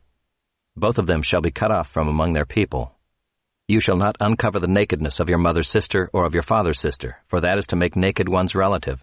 They shall bear their iniquity. If a man lies with his uncle's wife, he has uncovered his uncle's nakedness. They shall bear their sin. They shall die childless. If a man takes his brother's wife, it is impurity. He has uncovered his brother's nakedness. They shall be childless. You shall therefore keep all my statutes and all my rules and do them, that the land where I am bringing you to live may not vomit you out. And you shall not walk in the customs of the nation that I am driving out before you, for they did all these things, and therefore I detested them. But I have said to you, you shall inherit their land, and I will give it to you to possess, a land flowing with milk and honey. I am the Lord your God, who has separated you from the peoples. You shall therefore separate the clean beast from the unclean, and the unclean bird from the clean. You shall not make yourselves detestable by beast, or by bird, or by anything with which the ground crawls, which I have set apart for you to hold unclean. You shall be holy to me, for I, the Lord, am holy, and have separated you from the peoples, that you should be mine. A man or a woman who is a medium or a necromancer shall surely be put to death. They shall be stoned with stones. Their blood shall be upon them. Chapter 21. And the Lord said to Moses, Speak to the priests, the sons of Aaron, and say to them, No one shall make himself unclean for the dead among his people, except for his closest relatives, his mother, his father, his son, his daughter, his brother, or his virgin sister, who is near to him because she has had no husband. For her he may make himself unclean. He shall not make himself unclean as a husband among his people, and so profane himself. They shall not make bald patches on their heads, nor shave off the edges of their beards, nor make any cuts on their body. They shall be holy to their God, and not profane the name of their God. For they offer the Lord's food offerings, the bread of their God. Therefore they shall be holy. They shall not marry a prostitute or a woman who has been defiled. Neither shall they marry a woman divorced from her husband, for the priest is holy to his God. You shall sanctify him, for he offers the bread of your God. He shall be holy to you, for I, the Lord, who sanctify you, am holy. And the daughter of any priest, if she profanes herself by whoring, profanes her father, she shall be burned with fire. The priest who is chief among his brothers, on whose head the anointing oil is poured, and who has been consecrated to wear the garments, shall not let the hair of his head hang loose, nor tear his clothes. He shall not go into any dead bodies, nor make himself unclean, even for his father or for his mother. He shall not go out of the sanctuary, lest he profane the sanctuary of his God. For the consecration of the anointing oil of his God is on him. I am the Lord. And he shall take a wife in her virginity. A widow, or a divorced woman, or a woman who has been defiled, or a prostitute, these he shall not marry. But he shall take as his wife a virgin of his own people, that he may not profane his offspring among his people. For I am the Lord who sanctifies him. And the Lord spoke to Moses, saying, Speak to Aaron, saying, None of your offspring throughout their generations who has a blemish may approach to offer the bread of his God. For no one who has a blemish shall draw near, a man blind or lame, or one who has a mutilated face, or a limb too long, or a man who has an injured foot, or an injured hand, or a hunchback, or a dwarf, or a man with a defect in his sight, or an itching disease, or scabs, or crushed testicles. No man of the offspring of Aaron the priest who has a blemish shall come near to offer the Lord's food offerings. Since he has a blemish, he shall not come near to offer the bread of his God. He may eat the bread of his God, both of the most holy and of the holy things, but he shall not go through the veil or approach the altar, because he has a blemish, that he may not profane my sanctuaries, for I am the Lord who sanctifies them. So Moses spoke to Aaron and to his sons and to all the people of Israel. Chapter 22. And the Lord spoke to Moses, saying, Speak to Aaron and his sons, so that they abstain from the holy things of the people of Israel, which they dedicate to me, so that they do not profane my holy name. I am the Lord. Say to them, If any one of all your offspring throughout your generations approaches the holy things that the people of Israel dedicate to the Lord, while he has an uncleanness, that person shall be cut off from my presence. I am the Lord. None of the offspring of Aaron who has a leprous disease or a discharge may eat of the holy things until he is clean. Whoever touches anything that is unclean through contact with a dead, or a man who has had an emission of semen, and whoever touches a swarming thing by which he may be made unclean, or a person from whom he may take uncleanness, whatever his uncleanness may be, the person who touches such a thing shall be unclean until the evening, and shall not eat of the holy things unless he has bathed his body in water. When the sun goes down, he shall be clean, and afterward he may eat of the holy things, because they are his food. He shall not eat what dies of itself or is torn by beasts, and so make himself unclean by it. I am the Lord. They shall therefore keep my charge, lest they bear sin for it and die thereby when they profane it. I am the Lord who sanctifies them. A layperson shall not eat of a holy thing. No foreign guest of the priest or hired worker shall eat of a holy thing. But if a priest buys a slave as his property for money, the slave may eat of it, and anyone born in his house may eat of his food. If a priest's daughter marries a layman, she shall not eat of the contribution of the holy things. But if a priest's daughter is widowed or divorced and has no child, and returns to her father's house, as in her youth, she may eat of her father's food, yet no layperson shall eat of it. And if anyone eats of a holy thing unintentionally, he shall add the fifth of its value to it and give the holy thing to the priest. They shall not profane the holy things of the people of Israel, which they contribute to the Lord, and so cause them to bear iniquity and guilt by eating their holy things. For I am the Lord who sanctifies them.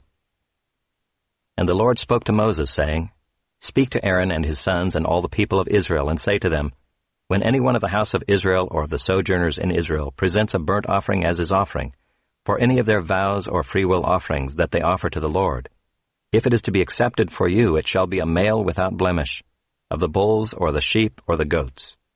You shall not offer anything that has a blemish, for it will not be acceptable for you. And when anyone offers a sacrifice of peace offerings to the Lord, to fulfill a vow or as a freewill offering from the herd or from the flock, to be accepted it must be perfect. There shall be no blemish in it.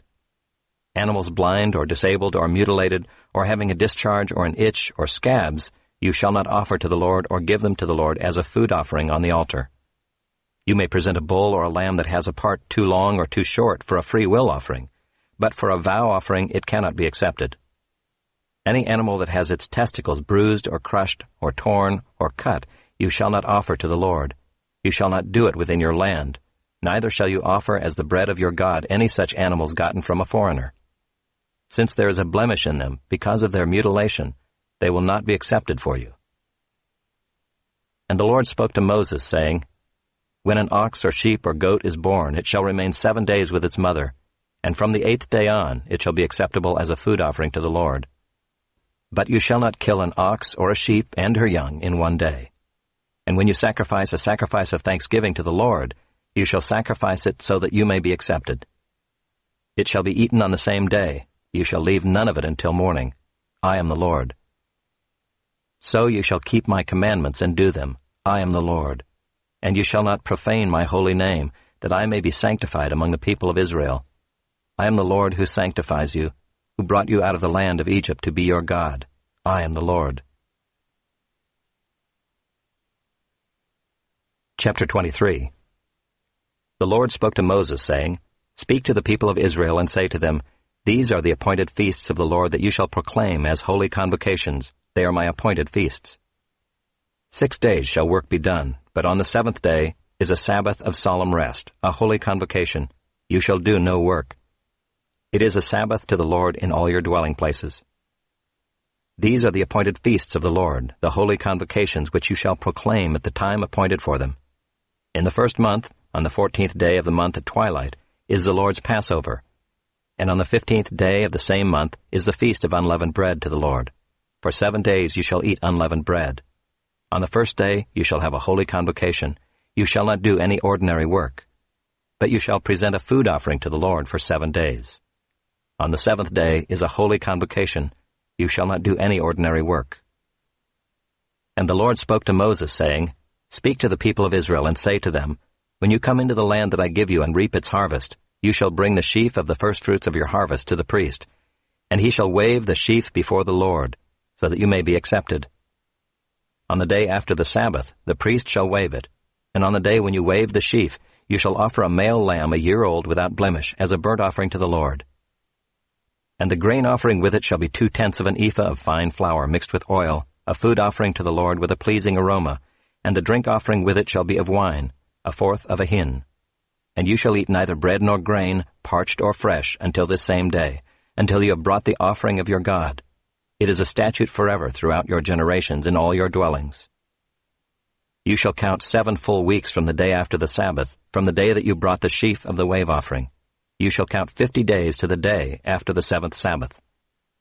Then you shall present a grain offering of new grain to the Lord. You shall bring from your dwelling places 2 loaves of bread to be waved, made of 2/10 of an ephah.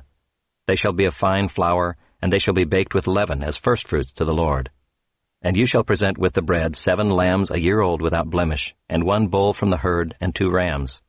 They shall be a burnt offering to the Lord with their grain offering and their drink offerings, a food offering with a pleasing aroma to the Lord. And you shall offer 1 male goat for a sin offering, and 2 male lambs 1 year old as a sacrifice of peace offerings. And the priest shall wave them with the bread of the firstfruits, as a wave offering before the Lord with the 2 lambs. They shall be holy to the Lord for the priest. And you shall make a proclamation on the same day. You shall hold a holy convocation. You shall not do any ordinary work. It is a statute forever in all your dwelling places throughout your generations. And when you reap the harvest of your land, you shall not reap your field right up to its edge, nor shall you gather the gleanings after your harvest. You shall leave them for the poor and for the sojourner. I am the Lord your God. And the Lord spoke to Moses, saying, Speak to the people of Israel, saying, In the 7th month, on the 1st day of the month, you shall observe a day of solemn rest, a memorial proclaimed with blast of trumpets, a holy convocation. You shall not do any ordinary work, and you shall present a food offering to the Lord. And the Lord spoke to Moses, saying, Now on the 10th day of this 7th month is the Day of Atonement. It shall be for you a time of holy convocation, and you shall afflict yourselves and present a food offering to the Lord. And you shall not do any work on that very day, for it is a day of atonement, to make atonement for you before the Lord your God. For whoever is not afflicted on that very day shall be cut off from his people. And whoever does any work on that very day, that person I will destroy from among his people. You shall not do any work. It is a statute forever throughout your generations in all your dwelling places. It shall be to you a Sabbath of solemn rest, and you shall afflict yourselves. On the 9th day of the month, beginning at evening, from evening to evening, shall you keep your Sabbath. And the Lord spoke to Moses, saying, Speak to the people of Israel, saying, On the 15th day of this 7th month, and for 7 days, is the Feast of Booths to the Lord.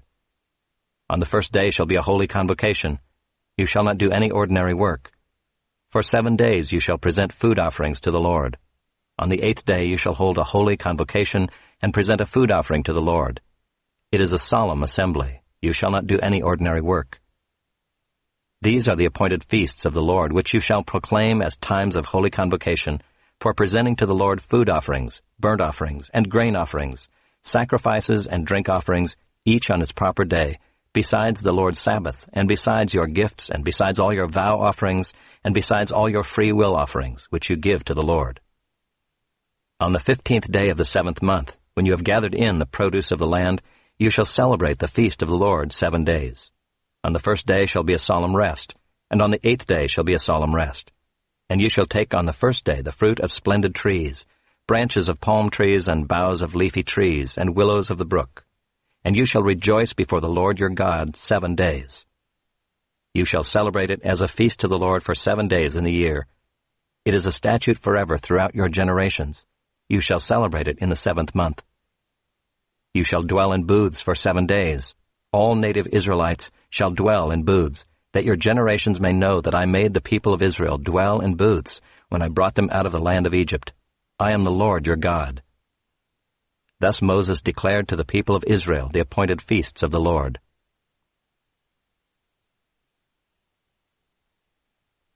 Chapter 24. The Lord spoke to Moses, saying, Command the people of Israel to bring you pure oil from beaten olives for the lamp, that a light may be kept burning regularly. Outside the veil of the testimony in the tent of meeting, Aaron shall arrange it from evening to morning before the Lord regularly. It shall be a statute forever throughout your generations. He shall arrange the lamps on the lampstand of pure gold before the Lord regularly. You shall take fine flour and bake 12 loaves from it. 2/10 of an ephah shall be in each loaf. And you shall set them in 2 piles, 6 in a pile, on the table of pure gold before the Lord. And you shall put pure frankincense on each pile, that it may go with the bread as a memorial portion, as a food offering to the Lord. Every Sabbath day Aaron shall arrange it before the Lord regularly. It is from the people of Israel as a covenant forever. And it shall be for Aaron and his sons, and they shall eat it in a holy place, since it is for him a most holy portion out of the Lord's food offerings, a perpetual due. Now an Israelite woman's son, whose father was an Egyptian, went out among the people of Israel. And the Israelite woman's son and a man of Israel fought in the camp, and the Israelite woman's son blasphemed the name and cursed. Then they brought him to Moses. His mother's name was Shelomith, the daughter of Dibri, of the tribe of Dan, and they put him in custody till the will of the Lord should be clear to them. Then the Lord spoke to Moses, saying, Bring out of the camp the one who cursed, and let all who heard him lay their hands on his head, and let all the congregation stone him. And speak to the people of Israel, saying, Whoever curses his God shall bear his sin. Whoever blasphemes the name of the Lord shall surely be put to death. All the congregation shall stone him. The sojourner as well as the native, when he blasphemes the name, shall be put to death. Whoever takes a human life shall surely be put to death. Whoever takes an animal's life shall make it good, life for life. If anyone injures his neighbor, as he has done, it shall be done to him, fracture for fracture, eye for eye, tooth for tooth. Whatever injury he has given a person shall be given to him. Whoever kills an animal shall make it good, and whoever kills a person shall be put to death. You shall have the same rule for the sojourner and for the native, for I am the Lord your God. So Moses spoke to the people of Israel, and they brought out of the camp the one who had cursed and stoned him with stones. Thus the people of Israel did as the Lord commanded Moses. Chapter 25. The Lord spoke to Moses on Mount Sinai, saying, Speak to the people of Israel and say to them, When you come into the land that I give you, the land shall keep a Sabbath to the Lord. For 6 years you shall sow your field, and for 6 years you shall prune your vineyard and gather in its fruits. But in the 7th year there shall be a Sabbath of solemn rest for the land, a Sabbath to the Lord. You shall not sow your field or prune your vineyard. You shall not reap what grows of itself in your harvest, or gather the grapes of your undressed vine. It shall be a year of solemn rest for the land. The Sabbath of the land shall provide food for you, for yourself and for your male and female slaves, and for your hired worker and the sojourner who lives with you, and for your cattle and for the wild animals that are in your land. All its yield shall be for food.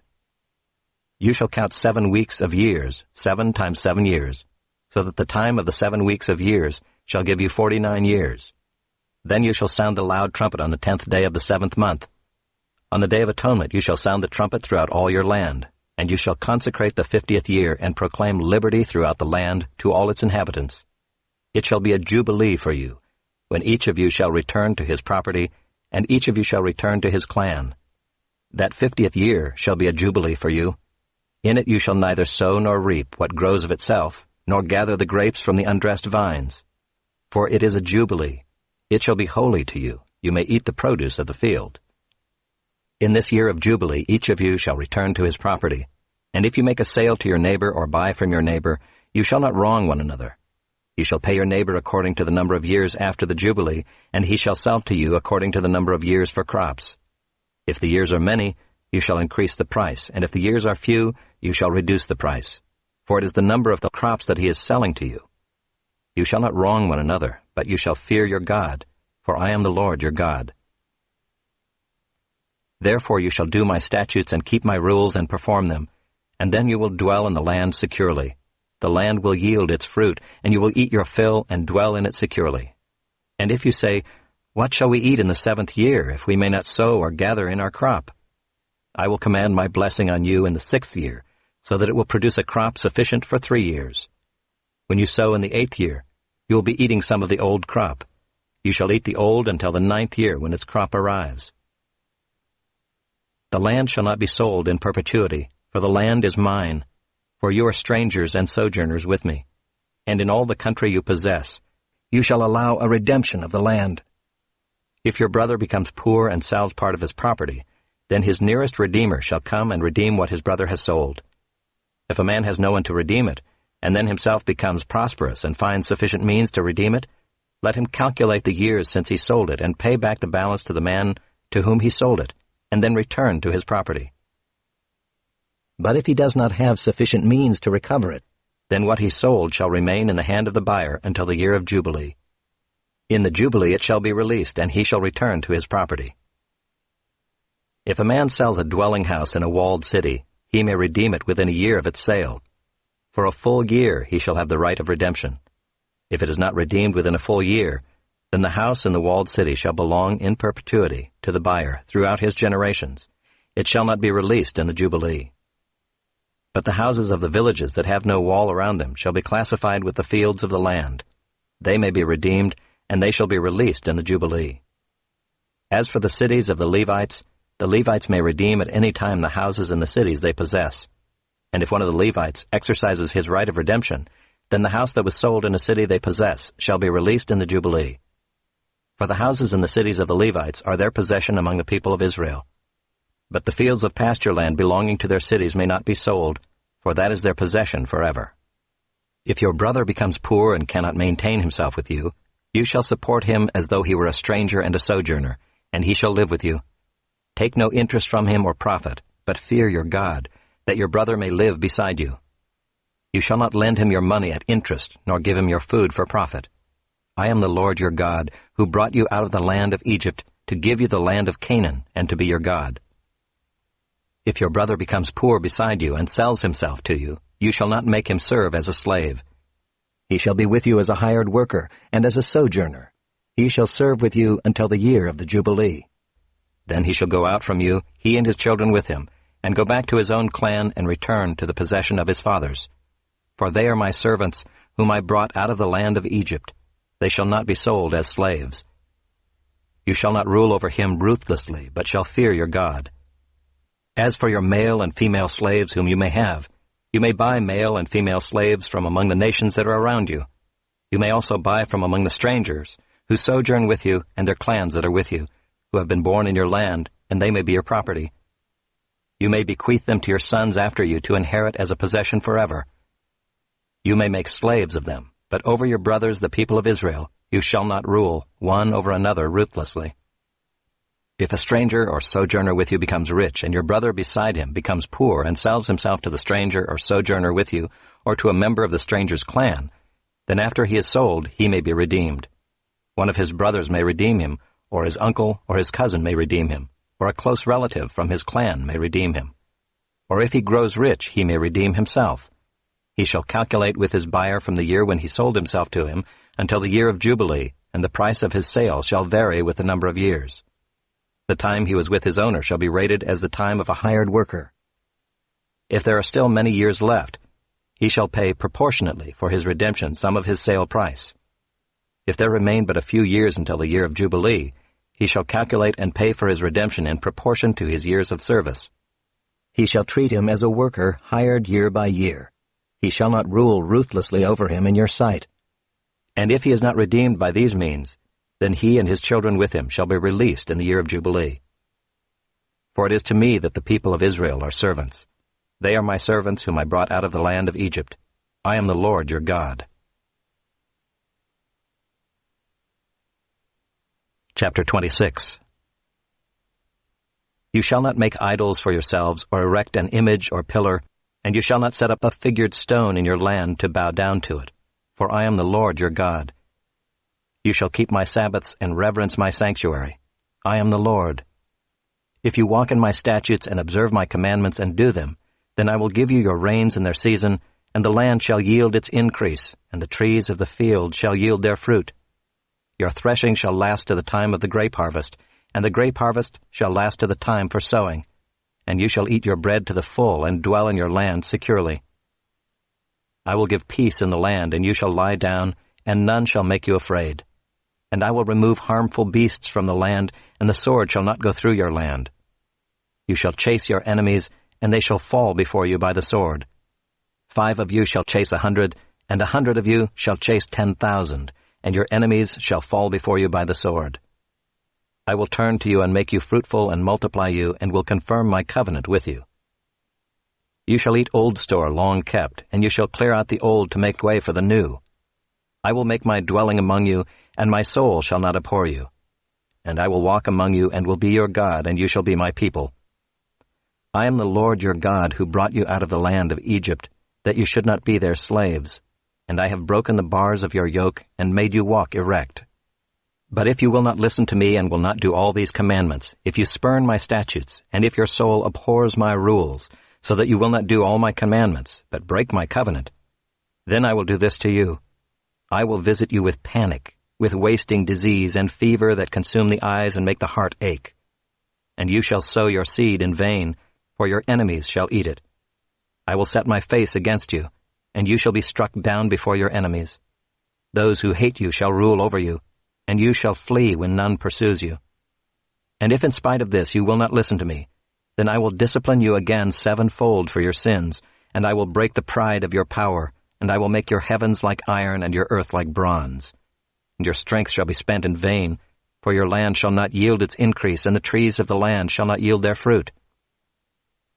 Then if you walk contrary to me and will not listen to me, I will continue striking you 7-fold for your sins. And I will let loose the wild beasts against you, which shall bereave you of your children, and destroy your livestock, and make you few in number, so that your roads shall be deserted. And if by this discipline you are not turned to me, but walk contrary to me, then I also will walk contrary to you, and I myself will strike you sevenfold for your sins, and I will bring a sword upon you that shall execute vengeance for the covenant. And if you gather within your cities, I will send pestilence among you, and you shall be delivered into the hand of the enemy. When I break your supply of bread, 10 women shall bake your bread in a single oven, and shall dole out your bread again by weight, and you shall eat and not be satisfied. But if in spite of this you will not listen to me, but walk contrary to me, then I will walk contrary to you in fury, and I myself will discipline you sevenfold for your sins. You shall eat the flesh of your sons, and you shall eat the flesh of your daughters. And I will destroy your high places, and cut down your incense altars, and cast your dead bodies upon the dead bodies of your idols, and my soul will abhor you. And I will lay your cities waste, and will make your sanctuaries desolate, and I will not smell your pleasing aromas. And I myself will devastate the land, so that your enemies who settle in it shall be appalled at it. And I will scatter you among the nations, and I will unsheathe the sword after you, and your land shall be a desolation, and your cities shall be a waste. Then the land shall enjoy its Sabbaths as long as it lies desolate, while you are in your enemy's land. Then the land shall rest and enjoy its Sabbaths. As long as it lies desolate, it shall have rest, the rest that it did not have on your Sabbaths when you were dwelling in it. And as for those of you who are left, I will send faintness into their hearts in the lands of their enemies. The sound of a driven leaf shall put them to flight, and they shall flee as one flees from the sword, and they shall fall when none pursues. They shall stumble over one another as if to escape a sword, though none pursues. And you shall have no power to stand before your enemies. And you shall perish among the nations, and the land of your enemies shall eat you up. And those of you who are left shall rot away in your enemies' lands because of their iniquity, and also because of the iniquities of their fathers, they shall rot away like them. But if they confess their iniquity and the iniquity of their fathers in their treachery that they committed against me, and also in walking contrary to me, so that I walked contrary to them and brought them into the land of their enemies, if then their uncircumcised heart is humbled, and they make amends for their iniquity, then I will remember my covenant with Jacob, and I will remember my covenant with Isaac, and my covenant with Abraham, and I will remember the land. But the land shall be abandoned by them, and enjoy its Sabbaths, while it lies desolate without them. And they shall make amends for their iniquity, because they spurned my rules, and their soul abhorred my statutes. Yet for all that, when they are in the land of their enemies, I will not spurn them, neither will I abhor them so as to destroy them utterly and break my covenant with them, for I am the Lord their God. But I will for their sake remember the covenant with their forefathers, whom I brought out of the land of Egypt in the sight of the nations, that I might be their God. I am the Lord. These are the statutes and rules and laws that the Lord made between himself and the people of Israel through Moses on Mount Sinai. Chapter 27. The Lord spoke to Moses, saying, Speak to the people of Israel and say to them, If anyone makes a special vow to the Lord involving the valuation of persons, then the valuation of a male from 20 years old up to 60 years old shall be 50 shekels of silver, according to the shekel of the sanctuary. If the person is a female, the valuation shall be 30 shekels. If the person is from 5 years old up to 20 years old, the valuation shall be for a male 20 shekels and for a female 10 shekels. If the person is from a month old up to 5 years old, the valuation shall be for a male 5 shekels of silver, and for a female the valuation shall be 3 shekels of silver. And if the person is 60 years old or over, then the valuation for a male shall be 15 shekels, and for a female 10 shekels. And if someone is too poor to pay the valuation, then he shall be made to stand before the priest, and the priest shall value him. The priest shall value him according to what the vower can afford. If the vow is an animal that may be offered as an offering to the Lord, all of it that he gives to the Lord is holy. He shall not exchange it or make a substitute for it, good for bad or bad for good. And if he does in fact substitute one animal for another, then both it and the substitute shall be holy. And if it is any unclean animal that may not be offered as an offering to the Lord, then he shall stand the animal before the priest, and the priest shall value it as either good or bad, as the priest values it, so it shall be. But if he wishes to redeem it, he shall add a fifth to the valuation. When a man dedicates his house as a holy gift to the Lord, the priest shall value it as either good or bad. As the priest values it, so it shall stand. And if the donor wishes to redeem his house, he shall add a fifth to the valuation price, and it shall be his. If a man dedicates to the Lord part of the land that is his possession, then the valuation shall be in proportion to its seed. A homer of barley seed shall be valued at 50 shekels of silver. If he dedicates his field from the year of Jubilee, the valuation shall stand. But if he dedicates his field after the Jubilee, then the priest shall calculate the price according to the years that remain until the year of Jubilee, and a deduction shall be made from the valuation. And if he who dedicates the field wishes to redeem it, then he shall add a fifth to its valuation price, and it shall remain his. But if he does not wish to redeem the field, or if he has sold the field to another man, it shall not be redeemed any more. But the field, when it is released in the Jubilee, shall be a holy gift to the Lord, like a field that has been devoted. The priest shall be in possession of it. If he dedicates to the Lord a field that he has bought, which is not a part of his possession, then the priest shall calculate the amount of the valuation for it up to the year of Jubilee, and the man shall give the valuation on that day as a holy gift to the Lord. In the year of Jubilee the field shall return to him from whom it was bought, to whom the land belongs as a possession. Every valuation shall be according to the shekel of the sanctuary. 20 gerahs shall make a shekel. But a firstborn of animals which as a firstborn belongs to the Lord, no man may dedicate, whether ox or sheep, it is the Lord's. And if it is an unclean animal, then he shall buy it back at the valuation, and add a fifth to it, or if it is not redeemed, it shall be sold at the valuation. But no devoted thing that a man devotes to the Lord, of anything that he has, whether man or beast, or of his inherited field, shall be sold or redeemed. Every devoted thing is most holy to the Lord. No one devoted who is to be devoted for destruction from mankind shall be ransomed. He shall surely be put to death. Every tithe of the land, whether of the seed of the land or of the fruit of the trees, is the Lord's. It is holy to the Lord. If a man wishes to redeem some of his tithe, he shall add a fifth to it.